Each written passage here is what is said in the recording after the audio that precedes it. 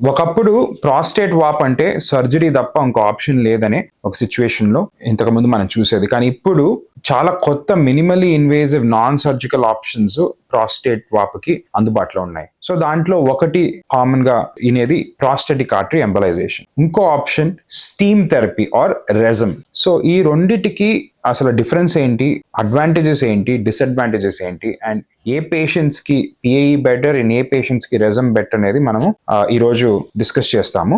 So రెజమ్ అంటే ఏంటి? రెజమ్ అనేది స్టీమ్ థెరపీ ఆర్ ప్రాస్టేట్ లోపలికి ఒక చిన్న సూది పెట్టి యూరిన్ పైప్ ద్వారా స్టీమ్ ఇంజెక్ట్ చేసి వేడితో ప్రాస్టేట్ గ్లాండ్ డిస్ట్రాయ్ చేసే ఒక ట్రీట్మెంట్ వచ్చి రెజమ్ అని అంటాం. సో ఇది జనరల్ గా యూరాలజిస్ట్ చేస్తారు and either spinal or local anaesthesia కింద కూడా చేస్తుంటారు. సో దీంట్లో బాస్టన్ సైంటిఫిక్ రెజమ్ డివైస్ అని ఒకటి వస్తుంది. ఆ డివైస్ వాడి యూరిన్ పైప్ ద్వారా వెళ్ళి ప్రాస్టేట్ లోపలికి మల్టిపుల్ పాయింట్స్ లో స్టీమ్ ఇంజెక్షన్ అనేది చేయడం చూస్తుంటాము. కంపేర్ టు ట్రెడిషనల్ సర్జరీ దీంట్లో స్పర్మ్ రివర్సల్ అనేది తక్కువ ఉంటుంది అండ్ ఓవరాల్ ప్రాస్టేట్ ని కట్ చేయం కాబట్టి అండ్ యూరిన్ పైప్ ఎక్కువ డ్యామేజ్ అవ్వదు కాబట్టి స్ట్రిక్చర్స్, యూరిన్ లీక్స్ ఇలాంటి తక్కువ చూస్తుంటాము.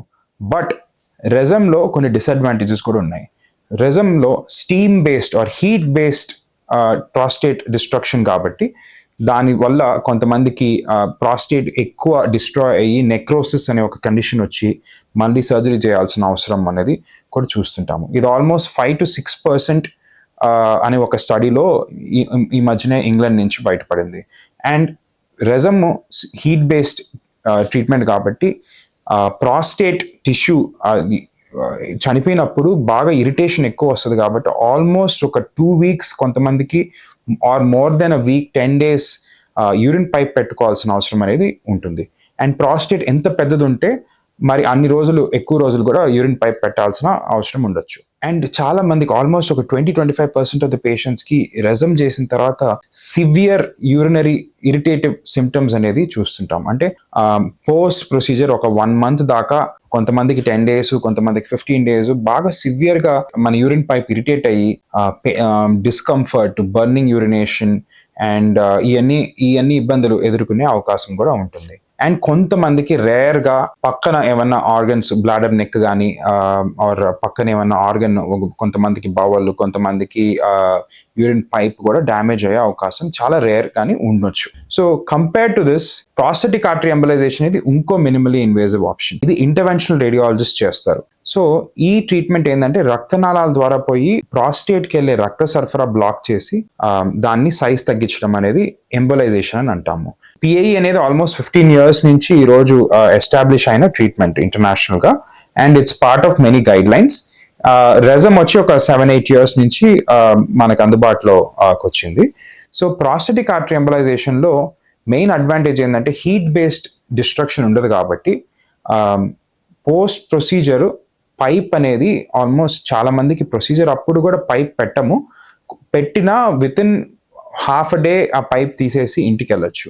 సో లాంగ్ టర్మ్ పైప్ పెట్టుకోవాల్సిన అవసరం ఉండదు. సెకండ్, ఒకవేళ ఇరిటేటివ్ సిమ్టమ్స్ ఉన్న ఒక ఫ్యూ డేస్, ఒక 2 to 3 days ప్రాస్టేట్ ఇరిటేషన్ రావచ్చు ఆర్ బర్నింగ్ యూరినేషన్ ఇలాంటి ఇష్యూస్ వచ్చి దాని తర్వాత యూజువలీ పేషెంట్స్ కంఫర్టబుల్ అయిపోతారు.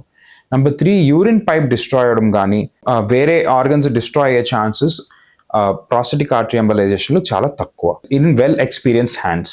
So and larger the gland prostatic artery embolisation is better. Rezum అనే treatment prostates up to 80 grams వరకు చేయొచ్చు, బట్ బియాండ్ 80 grams ఇంకా అది అప్రూవ్డ్ కాదు. ఇంకోటి, కొంతమందికి ప్రాస్టేట్ అనేది బ్లాడర్ లోపలికి వాస్తుంది. దీన్ని ఇంట్రా ప్రాస్టేటిక్ ప్రొట్రూషన్ అని అంటాము, ఐపీపీ. సో ఇట్లా వాసినప్పుడు రెజమ్ అనేది అంత ఎఫెక్టివ్ కాకపోవచ్చు. సో ఇలాంటి పేషెంట్స్కి కూడా ప్రాస్టేటిక్ ఆర్టరీ ఎంబలైజేషన్కి మోర్ సూటబుల్ ఉంటారు. అండ్ ప్రాస్టేటిక్ ఆర్టరీ ఎంబలైజేషన్లో గ్రంథి 200 grams ఉండొచ్చు, 180 grams ఉండొచ్చు, 160, ఎంత సైజ్ ఉన్నా మనం చేయగలుగుతాము. కానీ పిఏఈలో లిమిటేషన్ ఏంటంటే 40 grams బిలో పిఏఈ అంత రికమెండెడ్ కాదు. సో వెరస్ రెజమ్ ఆల్మోస్ట్ 30 grams నుంచి కూడా రెజమ్ చేయొచ్చు. సో చిన్న గ్లాండ్స్కి రెజమ్ మోర్ సూటబుల్ ఉంటుంది. వెరస్ పెద్ద గ్లాండ్స్కి అబౌవ్ 40-50 grams చూసుకుంటే కానీ PAE is much better. So ఇంకొక మేజర్ అడ్వాంటేజ్ ఏంటంటే ప్రాస్టేటిక్ ఆర్టరీ ఎంబలైజేషన్లో ఎలాంటి అనస్థీషియా ఉండదు, బ్లడ్ థిన్నర్స్ ఆపాల్సిన అవసరం ఉండదు, ఇది అంతా ఒక జస్ట్ పిన్ హోల్, కాళ్ళలో రక్తనాళాల ద్వారా ఒక పిన్ హోల్తో పోయి మనం చేయగలుగుతాం కాబట్టి అనస్థీషియా రిస్క్స్ అనేవి దీంట్లో ఉండవు. సో ఓవరాల్ కంపేర్ చేసుకుంటే both prosthetic artery embolisation and Rezum ఈరోజు మినిమలీ ఇన్వేజివ్ ఆప్షన్స్గా అందుబాటులో ఉన్నాయి. అండ్ ప్రాస్థెటిక్ ఆర్టరీ ఎంబలైజేషన్ ఏంటంటే క్విక్కర్ రికవరీ, సేఫ్టీ ప్రొఫైల్ కూడా in well experience hands much better and overall a comfortable procedure. Versus Rezum ఇంకా PAE కన్నా కొంచెం ఇన్వేజివ్ ప్రొసీజర్ కాబట్టి సెడేషన్ అనేది ఆర్ అనస్థీషియా అనేది అవసరం ఉండొచ్చు. And post procedure long term catheter వాడాల్సిన అవసరం ఉండొచ్చు. And complications, heat based థెరపీలో complications and discomfort కూడా ఆల్మోస్ట్ 20 to 30 days కొంచెం మనం ఎక్కువే చూస్తుంటాము. ఒకవేళ మీకు ప్రాస్టేట్ వాపు ఉండి మీరు నాన్ సర్జికల్ మినిమలీ ఇన్వేజివ్ థెరపీస్కి వెళ్ళాలనుకున్నప్పుడు ఒక ఇంటర్వెన్షనల్ రేడియాలజిస్ట్ సెకండ్ ఒపీనియన్ కూడా తీసుకోగలిగితే మీకు ప్రాస్థెటిక్ ఆర్టరీ ఎంబలైజేషన్ ఎలిజిబులా కాదా అని తెలుసుకొని ఒక ఇన్ఫార్మ్ డెసిషన్ మీరు తీసుకోగలుగుతారు. Thank you.